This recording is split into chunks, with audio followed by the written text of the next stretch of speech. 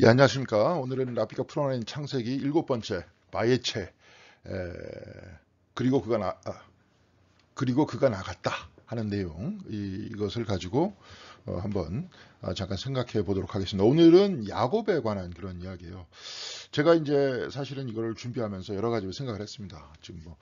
지금 그 연애 때 왔다 갔다 바쁘게 하면서 준비하면서 이것도 하면서 또 설교도 준비하면서 이걸 과연 할 수 있을까 이렇게 생각을 했는데 그래도 한번 쉬는 것보다 계속 쭉 관성적으로 하는 게 중요한 거 아닙니까? 그래서 시간을 쪼개서 이건 어차피 녹화하는 거니까 시간을 쪼개서 녹화하면서 이렇게 하기로 했습니다. 그래서 이제 계속 가고요. 이게 일곱째 번이니까 이제 앞으로 얼마 안 남았습니다. 한 5번 정도 하면 다 끝날 것 같다 하는 생각이 듭니다. 이 책을 좋아하시는 분들은 이미 다 읽으셨을 텐데, 다 읽으셨을지라도 한번 시간을 내서 한번 같이 들어보면서 생각들도 나누는 것도 괜찮다 하는 생각이 들고요. 지금 다시 기억이 나는 게, 혹여라도 이제 여기에 대해서 질문할 사항이 있으면, 여러분들, 우리가 뭡니까? 거기서, 그 카톡으로 질문해 주시면 좋겠고, 그래도 이걸 마지막 시간이나 아니면 이거 시간이 다 끝난 다음에 한번 오프라인으로 모임을 갖고 한번 평가를 하고 그 다음 단계로 넘어가는 것이 더 좋지 않을까 이렇게 생각을 합니다. 지금 여기 뒷배경에 이렇게 보이는 데가 어디냐면 이게 남아프리카 공화국의 세인트 헬레나 섬에 있는 야곱의 사다리. 여기가 이게 굉장히 급경사잖아요. 위에서부터 이렇게 쫙 봐도 굉장히 거의 뭐 이거 몇 도입니까 이거? 45도도 넘는 것 같아요. 이 굉장히 어떤 급경사의 계단이 있는데 이것을 거기서는 야곱의 사다리다. 이런 식으로 한다는 겁니다. 야곱의 사다리를 뭐 받겠습니까? 근데 어렸을 때부터 뭐 이제 그림 성경 같은 데 봤을 때 거의 하늘과 땅을 맞닿은 어떤 그 사다리를 보면서 그렇게 얘기해요. 그러니까 오늘도 그 이야기 속에서 그 사다리에 관계된, 특별히 그 사다리에 관계돼서 기도와 연결짓는 그런 아름다운 그런 내용이 있습니다. 이거 한번 살펴볼 수 있도록 그렇게 하겠습니다. 내용이 그래요. 그러니까 하나님과의 대면 이게 쭉 보면 형 에서를 속이고 아버지를 속이고 그래서 결국은 그 속인 것 때문에 본인이 스스로 또 사기를 당하고 자기도 속고 괴로운 인생을 이렇게 쭉 보내는데 여하간에 아버지를 속이고 형을 속이고 그 다음에 루스라는 장소로 가잖아요. 거기서 사실은 이제 그 벌판에서 들판에서 여러분 한번 잠잔다고 생각해 보세요. 이거 쉽지 않잖아요. 근데 돌베개를 베고 그 벌판에서 잡니다. 잤다가 꿈에 여기서 이제 그 이야기가 나오죠. 하늘로부터 땅까지 연결되는 사다리를 보죠. 거기서 이제 하나님께서 그 위에 계시고 천사들이 오르락 내리락 하는 장면을 봅니다. 그리고 바로 그 장면을 보면서 이제 거기서 하나님께서 야곱에게 약속을 하시죠. 내가 다시 너를 이 땅으로 다시 데리고 오겠다. 이렇게 쫙 이렇게 꿈을 이렇게 쭉 꾼 다음에 꿈을 딱 깬 다음에 야곱이 그렇게 얘기하잖아요. 여기가 바로 얼마나 두려운 곳인가 나옵니다. 17절에 그는 두려워하면서 중얼거렸다. 이 얼마나 두려운 곳인가. 이곳은 다름 아닌 하나님의 집이다. 그러면서 여기가 바로 하늘로 들어가는 문이다. 근데 이제 하늘로 들어가는 문도 여러 가지의 어떤 그 은유와 상징으로 생각할 수 있을 겁니다. 그리고 또 여기서 굉장히 중요한 게 주님께서 네, 주님께서 분명히 이곳에 계시는데도 내가 미처 그것을 몰랐다. 이곳에 계시는데도 내가 그걸 미처 몰랐다. 근데 이곳에 계신다는 것들도 굉장히 다양하게 해석할 수 있다 하는 것을 우리는 볼 수 있을 것 같아요. 우리가 한번 보겠습니다. 그거 한번 읽어볼까요? 어떤 곳에 이르렀을 때 해가 저물었으므로 거기에 하룻밤을 지내게 되었다. 이제 그 어떤 곳이라는 것이 이제 루스라는 곳이고 이제 나중에 벨델로 바뀌는 곳이죠. 그는 돌 하나를 주어서 베개로 삼고 거기에 누워서 자다가 꿈을 꾸었다. 그가 보니 땅에 층계가 있고 그 꼭대기가 하늘에 닿아 있고 하나님의 천사들이 그 층계를 오르락 내리락 하고 있었다. 주님께서 그 층계 위에 서서 말씀하셨다. 나는 주 너의 할아버지 아브라함을 보살펴준 하나님이요 너의 아버지 이삭을 보살펴준 하나님이다. 내가 지금 누워있는 이 땅을 내가 너와 너의 자손에게 주겠다. 이제 아브라함하고 약속하신 것과 동일하게 약속하시죠. 이제 이 약속이 계속 밑으로 내려가는 겁니다. 그러니까 사실은 아브라함한테 주는 약속이 아니라 그렇죠. 아브라함의 자손들한테 주는 약속이고 아브라함 자체는 뭐 별로 이렇게 뭘 못 받았잖아요. 그러니까 이 이야기는 뭐냐면 내가 금방 부자가 된다는 어떤 기복적인 얘기가 아니라 그 역사와 너희들의 자손과 내가 함께 하겠다. 너희들 같이 가겠다 하는 얘기죠. 시간이라는 건 눈에 보이지 않잖아요. 시간의 역사 속에서 역시 보이지 않는 하나님께서 이끌시고 약속을 완성시키시고 우리 민족은 하나님과 동행하면서 그 약속을 성취시키는 민족이다 하는 것들에 대한 자긍심을 가지고 살잖아요. 우리가 저번 시간에 딱 보니까 그 약속이라는 거 그리고 또 하나님의 선택을 받았다는 게 결코 좋은 게 아니다. 결코 좋은 게 아니다. 예, 굉장히 고생스러운 삶이다. 예, 그렇지만 선택을 받았다는 것들은 부담되지만 선택을 받지 못했다는 것도 이렇게 굉장히 기분이 나쁘지 않냐. 그렇다고 해서 선택받지 않은 민족이라는 바로 그 사람들도 하나님께서 그냥 버리신 거냐. 그게 아니다. 그들은 그들 나름대로의 하나님의 사랑 안에 있다. 이제 우리는 이렇게, 또 이건 이제 유대교적 사고방식인데 여하간에 그렇게 됐잖아요. 자, 그러니까 너와 너의 자손이 이 티끌처럼 많아질 것이며 동서남북 사방으로 퍼질 것이다. 이 땅의 모든 백성이 너와 너의 자손 덕에 복을 받게 될 것이다. 내가 너와 함께 있어 내가 어디로 가든지 너를 지켜주며 내가 너를 이 땅에 데리고 오겠다.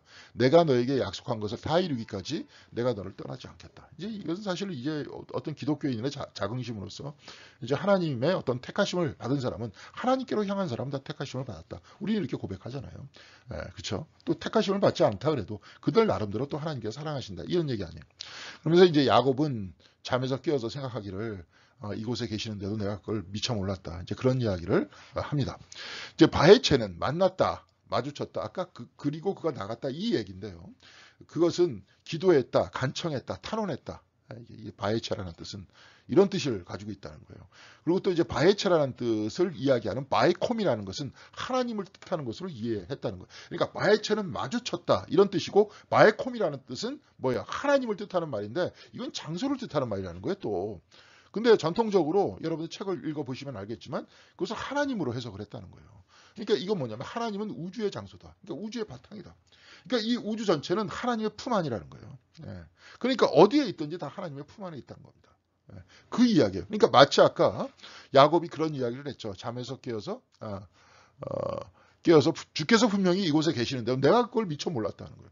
여러분이 지금 집에 계실지라도 그 집에 하나님이 계신데 내가 미처 몰랐다는 겁니다. 마치 그렇다는 거예요. 그러니까 야곱은 이렇게 문득문득 마주치는 하나님 안에서 깨닫는 사람이었던 거예요. 야곱은. 그러니까 좀 이따가 이제 아브라함의 기도 나오고 이삭의 기도가 나오고 야곱의 기도가 나올 겁니다. 아브라함의 기도는 아침의 기도예요. 처음에 아브라함을 선택해갖고 거기서부터 시작하잖아요. 그래 아침의 기도예요. 아브라함이 아침 일찍 기도했다는 부분도 있습니다. 이삭은 오후의 기도예요. 근데 이삭은 뭐냐면 이삭의 기도는 오후의 기도라는 거예요. 이삭이 오후에 묵상했다는 부분이 나오잖아요. 리브가를 누가 데리고 올 때 묵상하면서 들판에 가 있다. 그러니까 예수님의 제자들이 거기 어디입니까? 그 성전으로 들어갈 때 갑자기 안전뱅이가 옆에 있었잖아요. 그러니까 이제 그때 금과 은은 내가 없으니 내가 내게 있는 걸 내게 준다 하면서 나사렛 주 예수 그리스도의 이름으로 일어나라 그러니까 일어났다는 거 아니에요. 근데 그때 제자들이 갔었을 때 그 제9시라 그랬습니다. 제6시라 그랬나요? 6시. 제9시. 9시가 뭐냐면 3시거든요. 6시서부터 새벽 6시서부터 그 시간을 계산하기 때문에 유대인들은 그럼 6시 그러면 12시고 그러니까 9시 그러니까 3시죠. 그러니까 3시에 뭡니까? 기도를 했다니까 이삭의 기도를 드렸던 거예요. 그 시간에 맞춰서 기도를 드렸다는 겁니다. 근데 저녁 때 그 시간에 기도는 없었다는 거예요, 사실은. 근데 야곱의 기도가 있는데 정확히 몇 시에 기도하라고는 나와 있지 않았다는 거예요. 왜냐하면 야곱의 기도는 밤에 기도하지만 마주침에 기도했기 때문에 야곱이라는 사람이 끊임없이 하나님을 마주쳤기 때문에 그렇습니다. 그런 이야기를 하고 있는 거예요. 지금도 갑자기 그 루스라는 곳에서 누워서 자고 있는데 갑자기 사다리가 쭉 내려와가지고 하나님을 마주대야 하잖아요. 이제 그 이야기를 하고 있는 겁니다. 그래서 아브라함은 아침, 이삭은 오후, 연결지는 인내를 뜻한대요. 아브라함은 처음 시작하는 뭐 용기나 뭐 이런 거고요. 야곱은 밤이라는 거예요. 그래서 아브라함은 독창성이고 이삭은 연속성이라는 거예요. 계속 연속. 야곱은 불굴의 끈기를 이야기해요. 그러니까 여기 여러분 잘 아시겠지만 야복 강가에서 낯선 사람을 딱 만나는데 마주침 속에서도 놓지 않잖아요. 그러니까 야곱의 정신을 가지고 있다는 건 뭐예요? 새롭게 마주치는 하나님을 맞이하기 위해서 항상 뭐 어떻게 하는 겁니까? 깨어 있는 거죠. 깨어 있다는 겁니다. 그 이야기를 하고 있다 하는 것을 볼 수 있습니다. 아브라함은 아침에 일찍 일어나 하나님 앞에 섰던 곳으로 창세기 19장 27절에 나와 있습니다. 갔고 이삭은 저녁 무렵 묵상하러 들러나왔고 창세기 24장 3절에 있습니다. 야곱은 하나님을 만났고 마주쳤고 우연히 만났다 하잖아요. 뭐 낯선 사람과도 만나고 갑자기 그 야복강으로 가다가 갑자기 천사들이 막 군대들이 이렇게 와요. 그러니까 거기를 마나하임이라고 그랬다. 그런 이야기를 또 하지 않습니까? 그러니까 이 사람 자꾸 마주쳐요. 그러니까 일상의 삶 속에서 마주치는 그러한 기도를 드리는 그런 사람이에요. 우리가 저번 시간에 딱 얘기하면은 예언자들의 기도는 일상의 기도였다 그랬잖아요. 제사장의 기도는 항상 그 장소의 기도. 그렇죠? 예. 그 장소 어디입니까? 성전 안에서 예배를 드렸던 그 사람이잖아요. 그러니까 항상 패턴대로 움직였던 사람이 제사장이고 문득문득 마주쳤던 사람들이 예언자였다는 거예요. 근데 둘 다 필요하다는 거예요. 우리도 그렇잖아요. 예배 성전에 들어가서, 그러니까 지금은 성전이라고 안 그러죠. 예배당에 들어가서 찬양하고 예배를 같이 드리는 것도 필요하죠. 근데 일상의 삶 속에서 마주 대하는 하나님, 야곱과 같이 깨어있는 상태에서 우리에게 급작스럽게 다양한 사건과 현상들을 가지고 우리한테 마주 대하는 하나님도 만나야 될 필요가 있다는 거예요. 그래서 야곱은 하나님과 마주쳤고 우연히 만났다는 겁니다. 그래서 야곱은 기도를 창시하지 않았대요. 거기서 나옵니다. 그래서 창시하지 않았으니까 야곱의 기도를 드려야 될 거냐 말아야 될 거냐 랍비들이 그냥 또 막 토론하는 그러한 장면이 나옵니다. 여러분들 책을 한번 읽어보시면 나와요. 근데 그의 생각은 다른 곳에 가 있죠. 항상. 그가 피하고 있는 에서와 그가 향하고 있는 라반에 관한 것이다. 어디를 향하고 있어요? 그러니까 일상적인 삶을 살아나가는 삶의 모습이에요. 야곱은. 근데 그 가운데에서 하나님께서 만나 주신다는 거죠. 그래서 야곱은 그때 하나님과의 만남을 알게 된 거예요. 자, 그러면서 주께서 분명히 이곳에 계시는데도 내가 미처 그것을 몰랐구나. 루스에도 계셨다. 루스에만 계셨나요? 라반의 삼촌 집에도 있고 저기 저 가나안 땅, 그 땅에도 있었고 여기도 있었고 저기도 있었고 다 있었죠. 그렇지만 내가 미처 그걸 몰랐구나 하고 깨닫는다는 거예요. 그러니까 저는 볼 때 어떤 마주침 속에서, 이거는 저는 이렇게 정의하고 싶습니다. 야곱의 기도는 여러분들도 마찬가지로 이렇게 기도 드리시는 분들 있을 거예요. 갑작스러운 마주침 속에서, 그러니까 하나님과의 마주침 속에서, 그죠? 하나님과의 마주침 속에서 하는 기도. 바로 이것이 야곱의 기도다. 이렇게 볼 수 있다. 전 그렇게 봅니다. 자, 그래요. 그래서 갑자기 우리는 틀림없는 확신으로 우리가 혼자가 아니라는 것과 딱 이렇게 딱 마주치면 어떻습니까? 난 혼자가 아니구나. 하나님이 이곳에 안 계신 줄 알았더니 이곳에 계시구나. 이곳에 나를 사랑하고 나를 붙들고 계시구나. 그거 알 거 아니에요. 그래서 하나님이 그곳에 계시고 항상 함께 하신다는 것을 내가 알게 된다는 거죠. 그것이 바로 야곱의 기도라는 거예요. 이제 나는 당신이 항상 나와 함께 계셨다는 것을 알게 되었지만 나는 다른 곳을 찾고 있었습니다. 그래서 내가 항상 기도할 때도 그러잖아요. 이거 들어주시옵소서 막 이렇지만 나중에 여러분들이 알게 될 때 이럴 경우 많잖아요. 그것을 응답했다 이런 것이 아니라 사실 하나님께서 뜻하시고 하나님께서 원하시는 방향이 이거였구나. 나한테 이걸 원하시는구나. 이런 걸 찾아낼 수도 있지 않습니까? 이제 바로 그런 이야기입니다. 자, 기도의 사다리. 그러니까 기도를 이제 그럼 어떻게 드리느냐? 이스라엘 사람들은 그러니까 야곱을 통해서 한번 아까 얘기했잖아요. 아브라함의 기도, 이삭의 기도, 야곱의 기도 이렇게 있었다. 그러니까 하루에 3번 기도했다는 거예요. 근데 그 기도를 어떤 식으로 구성하는지 여기 한번 보겠습니다. 창세기 28장 16에서 17절 주님께서 분명히 이곳에 계시는데 내가 미처 그것을 몰랐구나. 그는 두려워하면서 중얼거렸다. 이 얼마나 두려운 곳인가. 이곳은 다름 아닌 하나님의 집이다. 여기가 바로 하늘로 들어가는 문이다. 사실은 여러분들이 어느 곳에서나 집안에서나 하나님께서 계시다는 것을 깨달았다. 딱 이러면 뭐예요? 바로 그 집안이 하늘로 올라가는 문일 거 아니에요. 그렇잖아요. 길거리가 하늘로 올라가는 문이에요. 그러면 하나님 안 계신 곳이 없다. 문제는 하나님께서 떠나시지 않는데 내가 마음이 안 열렸다는 거 아닙니까? 그렇죠? 그러니까 야곱은 깨어 있어야 돼요. 그래서 항상. 자, 그러면은 여기서 굉장히 그래서 이 사람은 아름다운 말 하죠. 기도가 바로 기도가 하늘로 들어가는 겁니다. 그래서 천상의 환상은 A 상승. 여러분 이제 사다리로 올라간다고 생각해 보세요. 올라간다의 상승. 두 번째 임재 안에서 쭉 올라가니까 끝에 하나님 계시잖아요. 하나님의 임재 앞에서 서는 거예요. 세 번째 C번은 뭐냐면은 그런 다음에 내려오는 거예요. 기도라는 건 그렇다는 거예요. 처음에 하나님께로 가고 하나님 안에 머물러 있고 그 다음에 하강 내려오는 겁니다.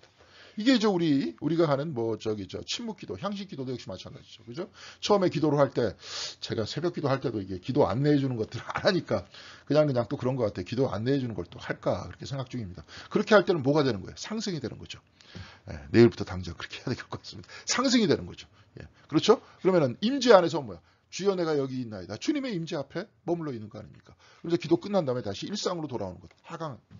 우리도 그렇게 기도하고 있는 거예요. 그러니까 이제 아침 기도를 드릴 때 이렇게 이제 항상 이 세 가지로 이렇게 드리는 거예요. 상승, 임재 안에서 하강. 이 패턴으로 가는 겁니다. 그래서 아침 예배를 드릴 때도 기도 준비 처음에. 그래서 시편을 읽으면서 상승을 하는 거죠. 쭉 읽으면서. 여러분들도 그러면 좋아요. 처음에.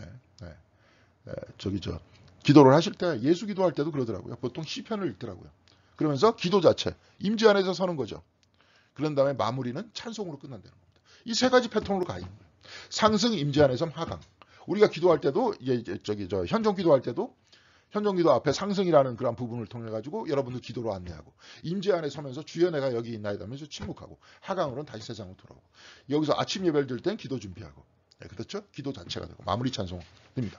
이 사람들은 진짜 아침 예배 기간 동안에 서서 드리는 기도가 있어요. 서서 기도를 드립니다. 근데 여기서도 이제 나중에 얘기가 나오지만 이 사람들은 서서 팔을 이렇게 들고 기도를 해요. 이스라엘 사람들은. 네. 그러니까 이제 하고 이슬람은 또 이렇게 기도하죠. 이렇게. 이 사람들이 이렇게 기도하고 이렇게도 기도할 겁니다. 예수님께서도 아마 과거에는 이렇게 기도하셨을 거예요. 예, 우리는 지금 두 손 모아서 기도하지만. 그러니까 다 해보는 것도 괜찮습니다.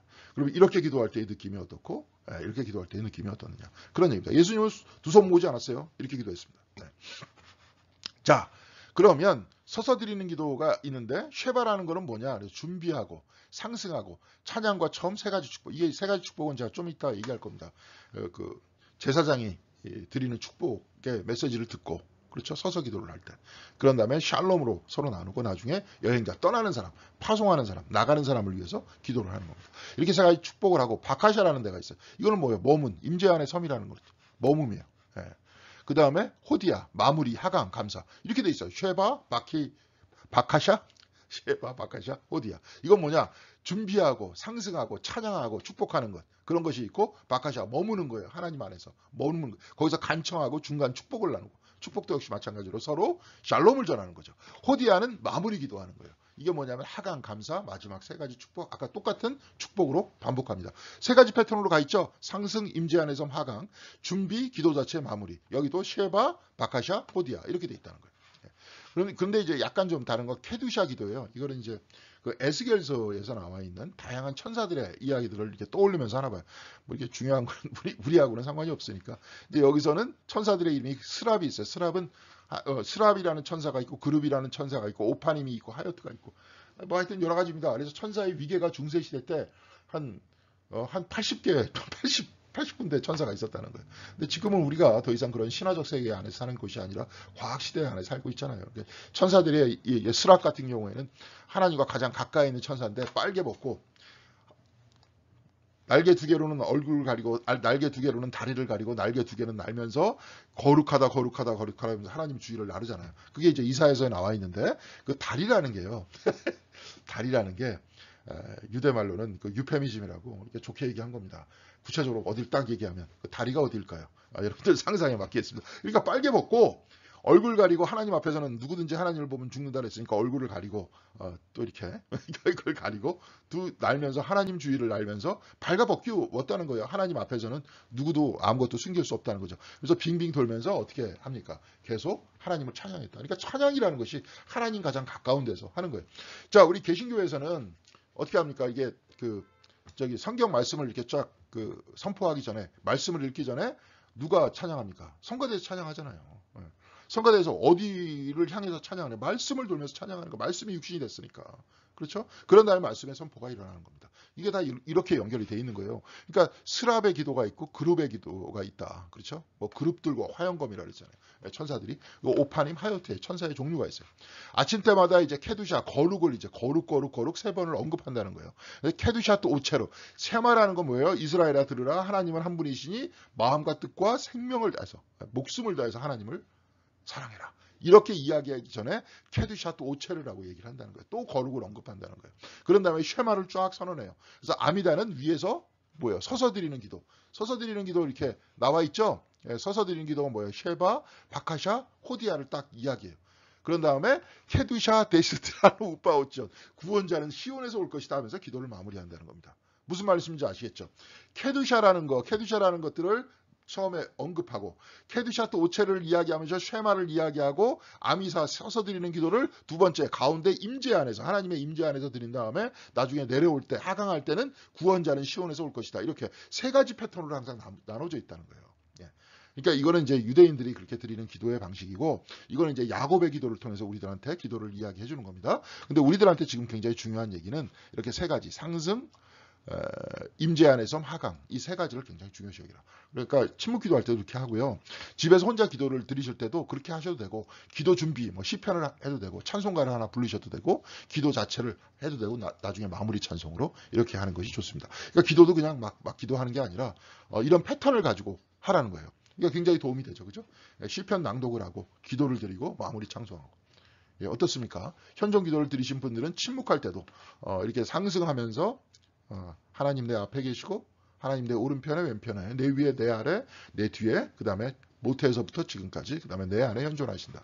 이걸 한번 되뇌이시고 하시고 임재 안에 서고 하강 기도를 하시는 하강으로 내려와서 그것을 가지고 하나님과의 어떤 현존 안에 있어서의 어떤 평안을 가지고 세상으로 온다 하는 이야기죠. 이제 이게 기도입니다. 자 그렇다는 거예요. 이제 아까 그래서 세 가지 축복은 코헤님 여호와께서 내게 복을 주시고 너를 지키시기를 원하노라. 신명기서에서 이제 주로 많이 나와 있어요. 여기서 신명기서에서 굉장히 많이 나왔습니다. 제사장 보러 또 이렇게 기도하라 그러죠. 여호와께서 내게 복을 주시고 너를 지키시기를 원하노라. 그러면서 이제 그렇게 또 찬양하면서 기도를 합니다. 세 가지 축복이고 또 하나는 코헤님이라는 이런 기도가 있고요. 또 하나는 샬람의 기도가 있고 여행자들을 위한 축복. 우리가 파송하면서 기도하잖아요. 파송하면서 파송선언 하잖아요. 우리 파송선언. 여기 있듯이 이게 세 가지의 축복 기도가 있다 하는 얘기입니다. 아까 그 얘기예요. 서서 기도할 때는 기도의 정족주가 차지 않을 때 그냥 앉아서 기도해도 됐대요. 근데 서서 기도할 때 우리가 어떻게 합니까? 다 일동 기립할 때는 언제 기립해요? 예. 그렇잖아요. 예. 인내할 때 그렇게 하잖아요. 근데 여기서는 정족수가 모였을 때 다 같이 서서 기도했다는 거예요. 근데 정족수가 없었을 때는 앉아서 기도해도 됐다 하는 겁니다. 그래서 상승, 머문, 하강. 첫째와 셋째는 천사를 재현하고 사건에 대한 준비와 반성이에요. 그러니까 처음에 첫째와 셋째는 천사는 인도해 주는 거예요. 그러니까 하나님 앞에서 현존하는 건 누가 현존합니까? 내가 현존하는 거잖아요. 그러니까 첫째와 셋째는 천사를 재현하고 사건에 대한 준비와 반성이다. 둘째 곧 침묵, 머무면 우리가 재현하는 그 사건 자체. 그러니까 기도의 중심은 하나님 앞에 머무는 거예요. 그게 바로 우리가 서 있는 거예요. 첫째 숫자, 상승과 하강은 천사들이 해준다. 근데 이 사람들이 그렇다는 거죠. 그러니까 우리들은 우리 나름대로 그 방식대로 기도를 하면 돼요. 근데 제일 중요한 것은 주여 내가 여기 있나이다. 주님 앞에 현존하는 그러한 체험입니다. 그런 이야기입니다. 이걸 해야 되는 거예요. 자, 그래서 이 사람은 그렇게 얘기했습니다. 기도는 땅에서 하늘로 뻗어 있는 사다리다. 하늘에서. 그래서 상승하면서 머물러 있고 나중에 하강하는 거다. 그러니까 기도는 그런 이미지를 가지고 기도하면 좋다. 여러분들도 한번 그런 생각을 가지고 해보세요. 그러다 나중에 생각도 다 버려야 되겠지만 결국은 야곱이 얘기하는 건 뭡니까? 뭐 이거저거 다 얘기할 필요 없어요. 하나님은 어디나 다 계시다. 그렇지만 어디나 다 계시는 하나님과 마주대하기 위해서는 패턴이 있어야 될 거 아니에요. 왜냐하면 우리 스스로가 세속적인 마음에 너무 막 움직이고 있잖아요. 우리가. 세속에 많이 빠져 있잖아요. 그러니까 패턴대로 다시 들어가서 하나님 앞에서 현존하고 그 안에서 다시 세상으로 내려오는 이런 것들은 누구를 위해서 있느냐? 나를 위해서 있다는 거예요. 나를 위해서. 하나님은 언제나 계세요. 하나님은 언제나 만나주세요. 그렇지만 내가 만날 준비가 안 돼 있다는 거죠. 그래서 그렇게 돼 있는 겁니다. 자, 그래서 첫 번째 단계가 등반이고 두 번째 단계가 천국에 서 있는 것이라면, 그렇죠. 하나님과 현존한, 하나님 주여 내가 여기 있나 이런 머물러 있는 것이라면, 세 번째 단계는 천국의 조각을 땅으로 가져오는 것이다. 그래서 첫 번째 단계 등반과 천국의 조각을 땅으로 가지고 올 때 둘 다 천사들이 인도하지만 하나님과 머물러 있기 위해서 내가 필요한 거예요. 그래서 천국은 다른 곳에 있지 않고 여기 있다. 바로 그것이. 그렇죠. 여러분 눈 감고 하나님 앞에서 현존하는 그 감동성이 있으면 거기가 천국이잖아요. 네. 우리는 혼자이고 두렵더라도 깨닫기만 하면 말이다. 바로 깨닫는다는 거. 아까 얘기했잖아요. 깨닫는다는 거. 이거 야곱의 기도라고. 이렇게 얘기했지 않습니까? 네, 그래요. 그래서 나가 침묵할 때 이거 뭐냐. 여기서 아까 창세기 28장 16절을 계속 얘기하고 있습니다. 주께서 분명히 이곳에 계시는데도 내가 미처 그것을 몰랐구나. 야다티는 나는 알았다를 의미하여. 로 야다티. 아까 이제 뭐 안미가 나의 백성인가요? 로안미, 나의 백성이 아니다. 그런 얘기 하잖아요. 호사에서에서. 그러니까 로라는 거는 뭐뭇이 아니다라는 뜻이에요. 야다티는 나는 알았다라는 뜻이고 로 야다티는 몰랐다라는 뜻이에요. 그러니까 하나님께서 여기 계신 걸 내가 알았다. 야다티. 근데 과거에는 로 야다티였다. 그 얘기였죠. 그래서 어떻게 하나님이 여기 계시다는 것을 알게 될까? 우리가 우리 자신에 대해서 생각하는 것을 멈출 때만 똑같아요. 우리 침묵기도 하고. 침묵기도 생각 안 하는 거잖아요. 여러분 생각해 보세요. 여러분 생각을 한국말로 합니까? 영어로 합니까? 네? 한국말로 해요? 영어로 해요? 한국말로 할 거 아니에요? 그럼 생각은 주어진 거죠? 원래 여러분은 몰랐죠? 그렇죠? 영어를 몰랐죠? 저도 영어로 몇 번 꿈꿔본 적은 있습니다. 근데 하여튼 몰랐죠? 한국말로 하잖아요. 한국어라는 언어로 구성이 되어 있지 않습니까? 그럼 현존이라는 것은 생각과 말을 잊고 그 자리에 그냥 있는 거죠. 그냥 있는 겁니다. 그냥 있는 게 평온한 거예요. 본래 우리가 하나님 앞에 있을 때 평온한 겁니다. 예. 그러니까 침묵할 때 침묵하라고 얘기했던 게 본래 우리의 원래의 모습, 언어를 습득하기 전의 모습, 있는 그대로의 존재성에 그대로 머물러 있는 겁니다. 예. 그래요. 그래서 우리가 우리 자신에 대해 생각하는 것을 멈출 때만 진정으로 세상과 창조주에게 마음을 열 수 있다는 거 아니에요. 그냥 하나님 앞에 있을 때 현존의 그대로의 모습이에요. 그죠? 그러니까 나는 이 겉모습이 아니죠. 저는 이제 여러분들한테 강의하면서 제 모습을 지금 보고 있습니다. 이 모습이 아니죠. 현존성이라는 것들은 모양이 없죠. 그렇죠? 여러분 생각해 보세요. 저도 이렇게 딱 보니까 육체는 많이 늙었어요, 이제. 나이가 들었습니다. 머리도 하얘졌고. 예. 그런데 어렸을 때나 내가 6살 때나 지금이나 나라는 현존성은 똑같아요, 지금. 잘하지 않았습니다. 있는 그대로예요. 그렇죠? 바로 그것이 현존성이에요. 바로 그렇게 있는 그대로 있는 거예요. 그렇게 했었을 때 나에 대한 신비도 열리는 거고 창조주, 나 자신의 존재의 근원 되시는 하나님에 대해서도 열리는 겁니다. 그렇죠? 그래서 기도가 그러면 하나님을 변화시킬까 아니면 나를 변화시킬까? 어떻게 할 것 같아요? 하나님을 내 편으로 만드는 거예요? 네? 자이야! 그러면서 막 그런 게 아니에요. 기도는 세상을 변화시킨다. 그러나 어떻게 그렇게 되는지는 미스터리다. 세상을 변화시킨다. 왜냐하면 기도는 세상을 바꾸는 것보다 우리 자신을 변화시키면서 우리가 세상을 보는 눈을 바꾼다. 그렇죠. 그리고 우리가 모두가 하나가 되어서 일치단결해서 기도의 힘으로 하나가 되어서 그렇게 노력할 때 세상이 바뀌는 거 아니에요. 갑자기 위에서 뿅 하고 나타나가지고 막 물론 그럴 때도 있겠죠. 근데 그럴 때가 얼마나 자주 있겠어요. 제일 중요한 것은 우리가 기도를 통해서 하나님 앞에 머물러 있다는 그 현존성을 우리가 체험하고 우리가 세상과는 다른 진정한 하나님의 모습이 우리와 같이 있다는 것을 우리가 알고 우리가 그런 하나님과 동행하고 그렇게 살아가는 건 아닙니까? 네. 그러는 거예요. 그러면서 우리가 바뀌는 겁니다. 그래서 우리가 하나님께서 우리에게 주시는 평화와 기쁨과 은혜와 사랑과 긍휼의 열매를 가지고 세상에 다시 돌아오는 거죠. 그러자고 기도하는 거 아닙니까? 그래서 레이트 파렛, 자신에게 행해지는 행동을 의미하는 게 이제 레이트 파렛이라는 거예요. 문자적으로는 자신을 판단한다는 거예요. 그래서 자아의 감옥에서 탈출하여 우리 자신을 포함한 세상을 외부에서 보는 거예요. 이런 껍데기에서 보는 게 아니라 나라는 아까도 얘기했죠. 아까 생각이라는 것들은 언어로 구성되어 있잖아요. 거기서 벗어나는 거예요. 있는 그대로의 나 자신의 모습에서 보는 거예요. 그러면서 거기서 세상과 동떨어진 모습에서 세상을 보는 거예요. 막 뭔가에 어떤 집착하게 하는 거 이게 기도가 아닙니다. 자기 자신을 판단한다는 거. 자기도 객관화시키는 거예요. 그래서 내가 삶에서 필요한 것은 무엇인가가 아니라 그래서 이제 나를 객관화시키면 인생이 내게서 영혼 이게 필요로 하는 것이 무엇인가. 우리가 발견하는 것은 우리가 혼자가 아니다. 하나님과 늘 같이 있다는 것이다. 그러면서 같이 있는 나의 영혼 속에서 나의 몸을 객관적으로 보는 거예요. 세상을 객관적으로 보는 거예요. 여기서 살아야 되는 나 자신의 인생도 이제 보는 거죠. 그래서 인생에게 필요한 것이 무엇인가 이렇게 보는 거 아니에요. 내가 오로지 한 가지에 집착해갖고 이거 해달라고 난리치는 게 기도가 아니잖아요. 벌써. 유대교 기도도. 우리 관상 기도도 마찬가지고요. 그렇죠? 여기서 이렇게 다시 보는 거예요. 그러면서 강구하는 것이 있을 수 있죠. 물론. 그러다가 나중에 누가 바뀌는 거예요? 내가 바뀌는 거예요. 여러분 한번 해보세요. 강구하더라도 나중에 결국은 기도의 끝이 어떻게 되는지 한번 보시라고요. 네. 이런 것들을 염두에 두고 있으면 결국은 내가 바뀌는 거예요. 내가 바뀌는 거예요. 그런 것들을 한번 생각해 보시면 좋을 것 같습니다. 자, 사랑과 정의에 대해서 이제 레와 라헬의 얘기가 쭉 나와요. 그래서 레와 라헬의 이야기는 사랑과 정의의 이야기입니다. 이 둘이 결합됐을 때 진정한 사랑. 매튜 폭스는 사랑과 정의의 결합이 곧 긍휼, 컴패션이라고 얘기해요. 그러니까 여기 이 사람도 마찬가지예요. 조나선 섹스는 정의라는 것들이 상실된 사랑은 있을 수 없다. 그건 질서를 문란하게 만든다. 정의가 항상 있어야 된다. 근데 기독교인들이 웃기는 게 구약의 하나님은 잔인한 하나님이고 신약의 하나님은 뭐예요? 좋은 하나님이다. 그 같은 하나님 아니에요. 그러면서 신약의 하나님만 택하려고 한다. 실질적으로 우리가 영지주의의 시대에 그런 적이 있었잖아요. 구약의 하나님은 이건 굉장히 어떤 육적이고 막 이런 하나님이야. 그래서 난 저거 버리고 신약의 영적인 하나님만 찾을 거예요. 근데 그게 아니에요. 하나님이 둘이 아니에요. 하나예요. 그러니까 그 하나라는 뜻이 뭐냐면 사랑과 정의가 하나로 일치됐다는 거죠. 기독교의 기본적인 정신은 하나님 사랑과 이웃 사랑이라 했잖아요. 예수님도. 유대교도 똑같다는 거예요. 이 사람 얘기도. 그런데 거기서 왜 예수님의 얘기 속에서 우리는 정의를 쏙 빼고 사랑만 자꾸 얘기하면서 그냥 미스터 나이스 가이만 자꾸 선택을 해요. 예수님 말씀 속에서 그렇지 않은 부분도 많잖아요. 정의를 향한 말씀 굉장히 많잖아요. 그렇죠? 그냥 무조건 내가 그냥 듣기 좋고 내가 만만한 존재 이런 존재를 딱 만들어 놓고 그냥 무조건 사랑. 그건 아니에요. 그러니까 여기서 매튜 폭스 같은 경우에는 결국은 예수님의 사랑은 뭐냐? 긍휼이라는 거죠. 자비심이라는 거예요. 사랑과 정의가 결합되어 있다는 거예요. 그게 하나님의 사랑이고 하늘의 사랑이라는 거예요. 나중에 이제 이용도 목사님 같은 경우에는 이런 거 뭐 저기 창조 형성에 대해서 배우지도 않았는데 그분은 뭐냐? 사랑과 진리라는 표현을 씁니다. 사랑과 정의가 아니라 사랑과 진리가 결합되어 있는 걸 뭐냐? 천적에다. 천적에. 천적에.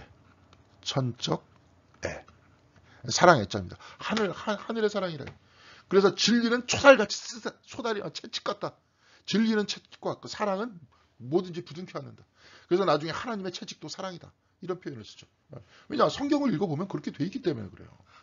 그래서 창세기 29장 16절에 보면 라반에게는 두 딸이 있었고 맏딸의 이름은 레아이고 둘째 딸의 이름은 라헬이라는 거예요. 레아는 눈매가 부드럽고 라헬은 몸매가 아름답고 용모도 예뻤다는 거예요. 그러니까 눈매가 부드럽다는 게 무슨 뜻이냐. 여기서 보니까 눈매가 부드럽다. 이제 부드럽다는 말은 라코트라는 뜻인데 흐린이라는 뜻도 있고 매력적이라는 뜻도 있대요.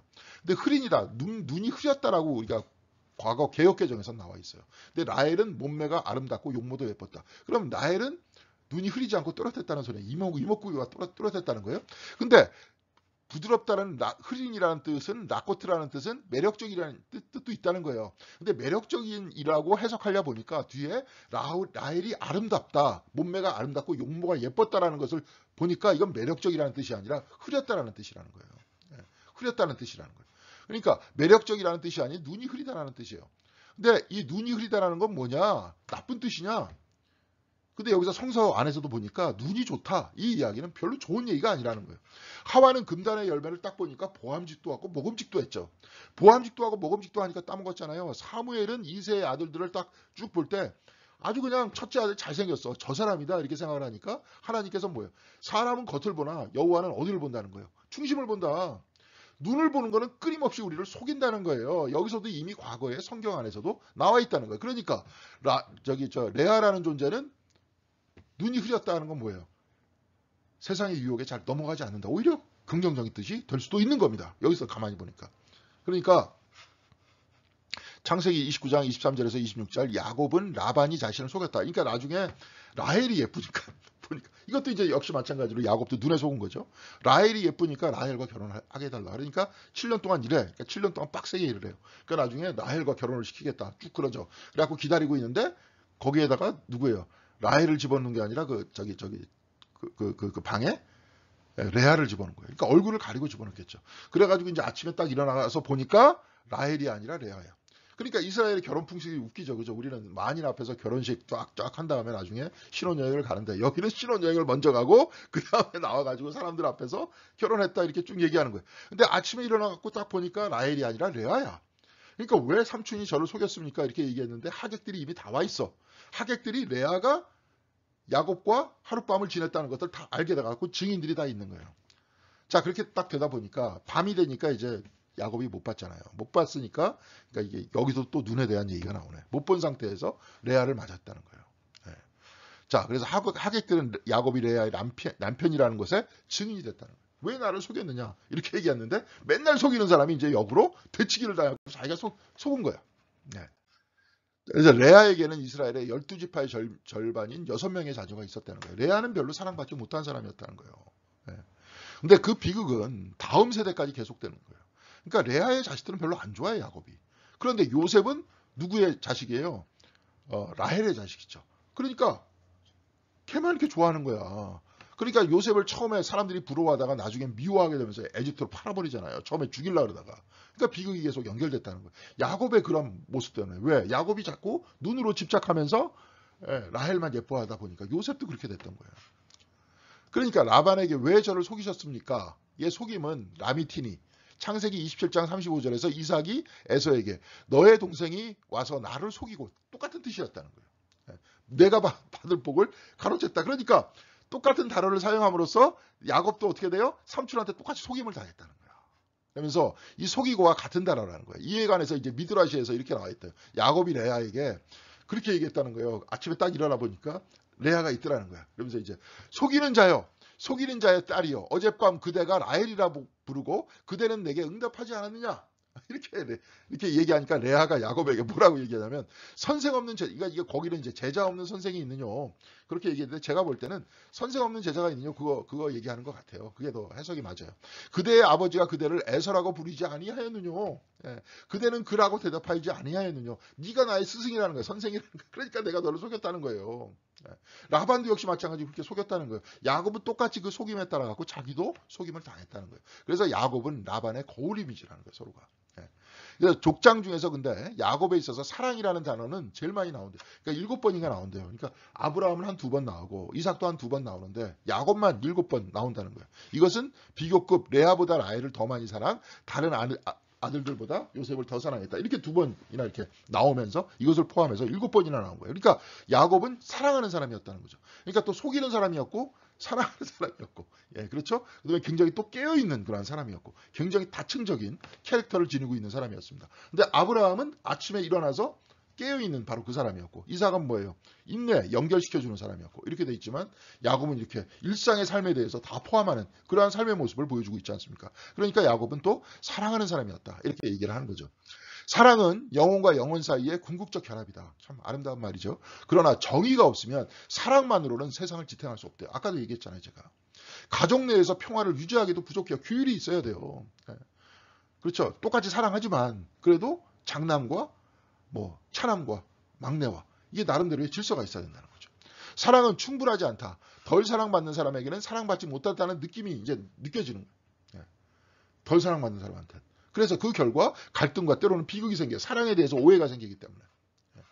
기독교 작가들은 종종 신약의 사랑의 하나님과 구약의 정의의 하나님을 대조시켰다. 우리 그랬잖아요. 구약은 무서운 하나님, 신약은 좋은 하나님. 근데 그렇지 않아요. 사랑과 정의가 같이 가 있는 존재라는 거죠. 이것은 올바르지 않은데 기독교에서는 그 둘이 동일한 신이라고 주장하기 때문이다. 같은 신이라고 주장하면서 왜 신이 달라요? 앞에는 무섭고 왜 뒤에는 갑자기 착해져? 하나님이 개가천선한 것도 아니고 똑같죠. 똑같이 사랑과 정의의 하나님이라는 거예요. 네, 똑같이. 토라 자체에서 내 이웃을 내 몸과 같이 사랑하라와 내 마음을 다하고 목숨을 다하고 힘을 다하여 주 너의 하나님을 사랑하라는 기독교의 핵심인 만큼 유대교의 핵심이라는 거예요. 똑같다는 거예요. 유대교도 똑같이 정의와 사랑의 하나님을 같이 얘기한다는 거예요. 그러니까 우리도 주님의 사랑을 긍휼, 컴패션으로 받고 하나님의 긍휼을 십자가 위에 예수가 십자가에 못 박혀 죽으면서 그냥 사랑하기만 한 하나님이 아니라 정의를 실현하고 싶은데 폭력을 사용하지 않는 하나님.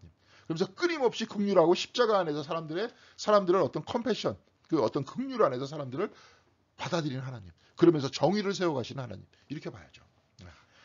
저도 이 말에 100% 동감합니다.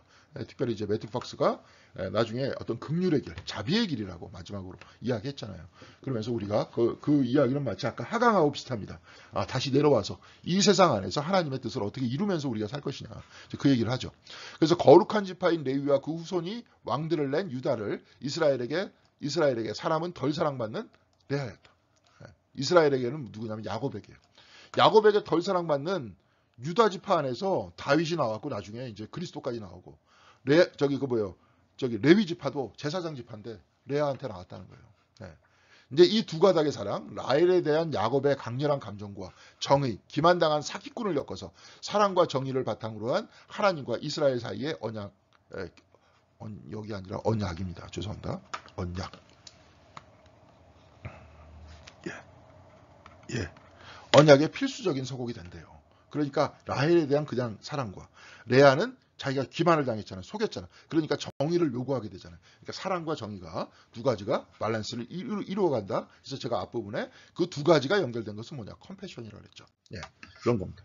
자, 마지막으로 토라 듣기를 한번 보겠습니다. 이 토라라는 것도 애초에 그 소리 내면서 읽으면서 듣는 거였다는 거예요. 그래서 KR 하토라, 토라는 읽는 것이 아니라 선포하는 것, 큰 소리로 읽는 것이라는 것. 제가 한번 여러분들한테 한번 얘기했지만 시간이 많이 갔지만 말씀드리겠습니다. 히브리어에는 모음이 없다 그랬잖아요. 자음이 밖에 없기 때문에 어차피 읽어야 돼요. 읽지 않으면 까먹어요. 이걸 어떻게 이야기하는지. 그렇죠. 우리는 다 모음이 있기 때문에 쭉 보면서 다 읽어 내려갈 수 있잖아요. 근데 여기서는 모음이 없기 때문에 자음만 보면서 그냥 대충대충 얘기할 수밖에 없어요. 그러니까 하나님을 뜻하는 야훼도 모음을 다 뺀 상태에서 읽어보지 않고 그걸 보고 계속 아도나이, 나의 주여, 나의 주여 그랬거든요. 아도나이라고 계속 부르다 보니까 나중에 이걸 어떻게 부르는지 모르는 거예요. 그게 까먹은 거예요. 네. 왜냐하면 모음이 없고 자음만 있으니까. 그렇게 된다는 거예요. 그래서 바에체 파라샤에서 파라샤는 이제 섹션이라 그랬죠. 바에체 그가 지나갔다 그가 나타났다 라는 그 섹션에서 토라는 똑바로 앉아서 주의를 기울이게 한다. 예, 야곱은 항상 주의를 기울인 상태에서 어떻게 해요? 자기한테 다가오는 하나님을 만나 사람이잖아요. 그러니까 그렇게 한다는 거예요. 그래서 라반에게는 두 딸이 있었다. 맏딸의 이름은 쭉 얘기하고 눈매가 부드럽고 라헬의 몸매가 아름답고 용모가 있었다. 아까 그 얘기입니다. 라피 네체프는 부드럽다는 뜻이 민감함을 의미한다고 얘기했대요. 그래서 곧 레아는 쉽게 눈물을 흘렸다라는 의미. 그 피부가 약하고 민감했다는 거예요. 피부가 약하고 민감했다는 게 그 사람의 외형의 모습보다도 사실은 마음이 약했다. 마음이 연약했다는 거예요. 쉽게 상처를 받는 사람이었다는 거예요. 자신이 야곱의 사랑을 덜 받고 있다는 사실에 가슴이 아파요. 그래서 아들 셋을 낳았는데 이거 잘 읽어보세요. 창세기 29장 32절에 레아는 마침내 임신하여 아들을 낳았다. 그는 속으로 주님께서 나의 고통을 살피시고 나에게 아들을 주셨구나. 이제는 남편도 나를 사랑하겠지. 이게 애틋한 마음이잖아요. 사랑을 못 받고 있는 거예요 지금. 그러니까 상처받은 거예요 지금. 그러면서 그 큰 아들을 이렇게 하면서 그 아들의 이름을 르우벤이라고 지은 이유가 남편이 나를 사랑하겠지. 그가 또 임신하여 아들을 낳았대요. 근데 그가 속으로 주님께서 내가 남편의 사랑을 받지 못하고 하소연하는 소리를 들으시고 이렇게 또 아들을 주셨구나. 또 이렇게 생각하고 있는 거예요. 하면서 아들의 이름을 시므온이라고 했대요. 그가 또 임신하여 아들을 낳았는데 그가 속으로 내가 아들 셋이나 낳았으니 이제 남편도 별 수 없이 나에게 단단히 매이겠지 하면서 그 이름을 레위라고 그랬다는 거예요. 세 명이나 있는데 두 명이나 있을 때도 나는 거들떠보지도 않는다는 거야. 이렇게 연약한 사람이었다는 거죠. 불쌍하죠, 그죠? 세 구절 모두 남편을 향한 감정이에요. 남편을 향한 감정. 야곱과 레아가 자녀를 낳을 때 그 둘 사이의 관계가 친밀하지 않았다는 거예요. 그러나 아까도 얘기했죠. 이스라엘의 영적 지도자는 결국 레위에서 나왔어요. 레위의 자손이 누구예요? 모세, 아론, 미리암, 제사장, 레위인. 이 사람들이 다 뭐예요? 레위에서 나왔다는 거예요. 또 나중에 유다도 거기서 나오죠. 그렇죠? 그래서 다윗 왕도 거기서 나오죠. 나중에 우리들한테 더 중요한 거 다윗 왕보다 그리스도가 거기서 나오잖아요. 네. 그래서 아브라함과 이삭은 존재의 형태를 나타내는 반면 야곱은 생성을 나타낸다는 거예요. 존재의 형태, 아침, 시작, 또 점심, 오후 연결시켜 주는 거. 근데 야곱은 끊임없이 정확하지 않죠. 막 사랑을 얘기했다가 마주함을 얘기했다가 그렇죠? 또 속임을 얘기했다가 사랑과 정의를 얘기했다가 그 생성을 얘기해요. 다양한 곳 속에서. 그가 가지고 있는 선물을 위해 그는 싸웠대요. 또 싸우는 사람이었죠. 약복강에서 또 싸우잖아요. 또 놓지 않잖아요. 네. 아무것도 자연스럽게 오지 않았다. 야곱은 끈기로 또 끈기의 사람이었다. 그러니까 생성이라는 게 생성은 뭐냐면 다양한 것들이 부딪혀갖고 나오는 거거든요. 네? 여러분들도 이게 물감이 빨간색하고 파란색하고 섞여가지고 봐요. 보라색이 나오지. 보라색이 생성됐다 그러잖아요. 생성됐다. 물을 딱 해갖고 저기 뭐야. 가스레인지에 딱 불 붙여요. 불하고 물하고 만나갖고 뭐가 됩니까? 끓죠. 수증기가 생성이 되잖아요. 거기다 음식을 집어넣으면 음식이 생성이 되잖아요. 그러니까 야곱은 다양한 그 곳 속에서 만나서 생성되고 그 가운데 하나님을 만났던 사람이었다는 거예요. 마치 우리와 같은 사람이었다는 거죠. 야곱을 이시탐이라고 부르는데 단순한 사람으로 번역되지만 한 마음을 또 가진 사람이라는 거예요. 그렇게 다양한 각도에서 생성이 되지만 부족한 단순함이 아닌 명확한 목표의식을 가지고 미래를 향해서 나아가는 사람. 예. 뜻한다는 거예요. 야곱의 생애는 진실을 위해서 일심단결로 일편단심으로 싸워야 된다는 것을 이야기하고 있다는 거예요. 야곱은 이삭과 아브라함보다 그러면서 또 더 사랑을 얘기해요. 그러면서 이것이 생성을 얘기하지만 그 사람도 분명한 목적을 가지고 있었다는 겁니다. 이런 단순함 속에서 단순한 사랑 안에서 하나님을 마주대하면서 살았던 사람이다. 즉 야곱을 보면서 누구를 봐야 됩니까? 저와 여러분을 봐야 되는 거예요. 야곱은 생성을 뜻하니까. 그리고 신앙의 목적을 가지고 하나님과 더불어 또 하나님을 마주대하면서 살아왔던 사람이다. 쉐마 이스라엘아 들으라. 바로 이것은 이제 하나님의 사랑인데요. 마음과 뜻과 힘을 다해서 하나님을 사랑해라. 이런 얘기잖아요. 용기 있는 사람들은 사람들의 두려움을 잘 알지 못한대요.